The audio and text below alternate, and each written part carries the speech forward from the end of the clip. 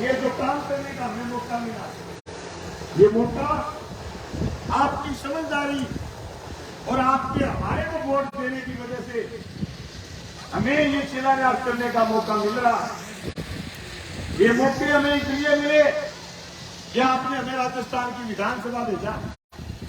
अभी सरपंच मेरे कान में फूंक मार रहे थे कि साहब आपने घोषणाएं करी, सारी पूरी कर दी, पर सुरजीत गिलानी और जेपी ढाका घोषणा करके गए थे, वो आपने पूरी नहीं करी। तो साथी सुरजीत ने आपको कह दिया आप तो वोट करो, एमएलए जिताओ, 2024 में आप जोड़ पारिया सड़क पर और बस पुल पर कर रहा कार्यों जो पुल से रोज मांगो, वो पुल भी बना जाएगा और दौड़ पारिया की सड़क भी बना जाए।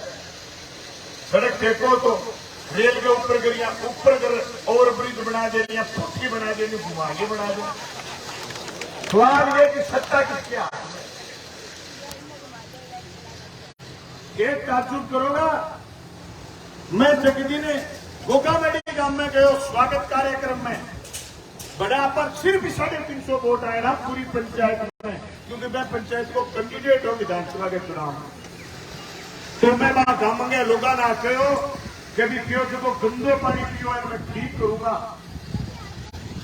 और मैं गोकामेडी के चारों तरफ सड़कों को जाल बिछा दूंगा। तो वो बहने आंख में देखे, वो बहने आंख में देखे, मैं भी अपाई बात बोलिया महंगा रे बेलिया इतरिया क्या तो कप्पी तो बोलती नहीं तो करो। पर मैं आज केस उठाने मैंने जो घोषणा करी सब घोषणाएं पूरी करी। अब तो आपको घोषणा करनी है कि बलवान पुनिया को दोबारा एमएलए बनाएंगे। मैंने जो घोषणा करी ये माइक से धन्यवाद के समय दोस्तों, ये जेपी ढाका एक दिन मेरे को गाड़ी में बिठा के बोले एमएलए साहब ऐसा क्या मिल गया जो इतनी बातें कर रहे हो आप गांवों में? स्कूल खोल जाऊंगा, साइंस दे जाऊंगा, सड़क बना जाऊंगा, कॉलेज खोल जाऊंगा, खेत पत्र बक्स की बात कर लो, खेत खाड़ा की बात कर लो, सारी हम कुकर कर दूंगा। लेकिन थे मैंने बहुत तगड़ी ताकतवर चीज दी है, मैं चीज में सही जगह लगाऊंगा। दोस्तों अनुभव था 22 साल का लोगों के बीच रहने का, उस अनुभव का फायदा इस तहसील को मिला। और दूसरा धन्यवाद है इस लाल झंडे का, इसने सिखाया कि जनता के लिए राजनीति करनी है, खुद के लिए नहीं करनी। उसका फायदा इस तहसील की जनता को मिला है। और राजस्थान के मुख्यमंत्री खुद आकर के कह के गए, गुजराना तो गोविंद जी डोडासरा कह के गए थे और मनखेड़ा में राजस्थान के मुख्यमंत्री कह के गए थे कि आपने मजबूत आदमी को विधानसभा में भेजा। ये बात मैं नहीं कह रहा था, राजस्थान कह रहा। तो अब की बार हमने नारा दे दिया, मजबूत नेता, बुलंद आवाज, मिशन 2023 जिंदाबाद, बलवान पुनिया जिंदाबाद। ये नारा लेकर के हम जनता के बीच जाएंगे और बचे हुए काम और जो काम आप सोच नहीं सकते। यार आपने ऐसे थोड़ी सोचा था कि गवर्नमेंट कॉलेज जो भादरा में बन गया आपके रोड पर, इसको मैं आदमपुर रोड पर कैसे लेकर के जाऊं? इसके लिए मेरे पास आइडिया है, मैं भादरा के चारों तरफ बाईपास निकालूंगा, ये कॉलेज सबके नजदीक हो जाएगा। 100 करोड़ रुपए लगेंगे 2024 के बजट में। अगर आपने मुझे विधानसभा में बिठा दिया तो भादरा के चारों तरफ बाईपास बढ़ेगा। आज किसी की बेटी डाबड़ी से चली गवर्नमेंट कॉलेज के लिए, वो शहर के बीच से आएगी, उसको 7 दिन बदलना पड़ेगा। अगर उसका फादर स्कूटी मोटरसाइकिल रखता है पेपर में छोड़ने आ रहा और ये बाईपास हम भादरा से पहले बना देंगे और सीधा गवर्नमेंट कॉलेज पर ले आएंगे, तो डाबड़ी से गवर्नमेंट कॉलेज की दूरी मात्र 12 किलोमीटर बच जाएगी। भाइयों ये काम हमने करने का सोचा और इन कामों को हमने पूरा करा। हमने कोशिश करी है कि हम जनता की बात सुने। ये राजस्थान के मुख्यमंत्री जी आए और आकर के उन्होंने एक बात कही कि भाई जनता के लिए बिजली के दाम 200 यूनिट तक फ्री कर रहे, नरेगा के दिन 125 कर रहे, नरेगा की मजदूरी बढ़ा रहे। मैं आज कह के जाना चाहता हूं, अभी सरपंच साहब का 5-7-10 दिन पहले फोन आया था कि हमारे गांव की नरेगा मांग करी कि रुपए 200 से ऊपर आने चाहिए।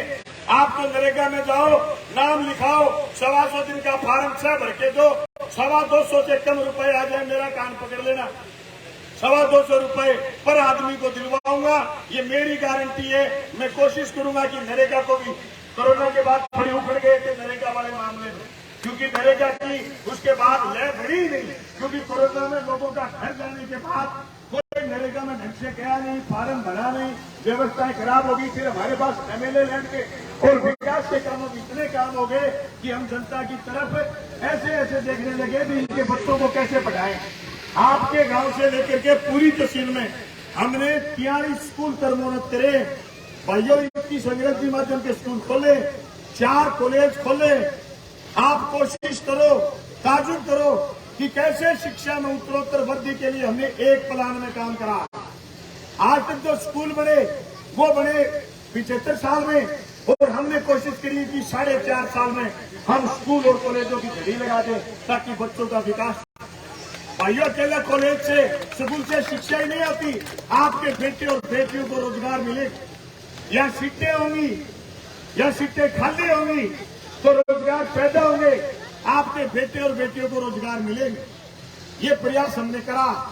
भाइयों शिक्षा के निजीकरण पर जो कुठाराघात हमने करा है, हमने 20 साल पहले ऐसे भाई में रहते हुए नारे लगाए थे, शिक्षा का निजीकरण बंद करो, शिक्षा का व्यापारीकरण बंद करो। ये नारा हो सकता है किसी एक आदमी को चुभे, लेकिन ये नारा जनता के पक्ष का नारा है, उस बेरोजगार के पक्ष का नारा है जो बेरोजगार नेट सेलेक्ट करने के बाद, PhD करने के बाद उसको बेचारे को अपनी आजीविका चलाने के लिए प्राइवेट स्कूल खोल के खड़ा होना पड़ता है। फिर वो घर घर जाता है कि फीस दे, फिर फीस के झगड़े, फिर RTE के झगड़े, पता नहीं कितने कितने झगड़े। अगर वो सरकारी नौकर लग जाए, वेल एजुकेटेड बच्चे और बच्चियां अगर सरकारी नौकर लग जाए तो उनका जीवन सुधर जाए, उनके जीवन में आमूलचूल परिवर्तन हो जाए। भाइयों हमने ये प्रयास करा। मैं आप तमाम साथियों को, कलाना में उपस्थित इस रोड के तमाम साथियों से कहना चाहता हूं कि हमने सबसे ज्यादा घोर उन लोगों की करी जो वंचित खेर पीड़ित थी। भाइयों डुगराना क्षेत्र में दिक्कत थी। आपके गांव के अंग्रेजी माध्यम के स्कूल को छोड़ दें तो शेरडा से लेकर के खेत घोटड़ा तक कोई स्कूल ऐसी नहीं थी जिसमें अंग्रेजी। जाओ भाई जाओ, दादू क्यों बोली, दादू क्यों बोली, अरे दादू क्यों बोले। आप 15 मिनट और बता, सॉरी करेंगे, रोटी बनानी है, सामने मेरा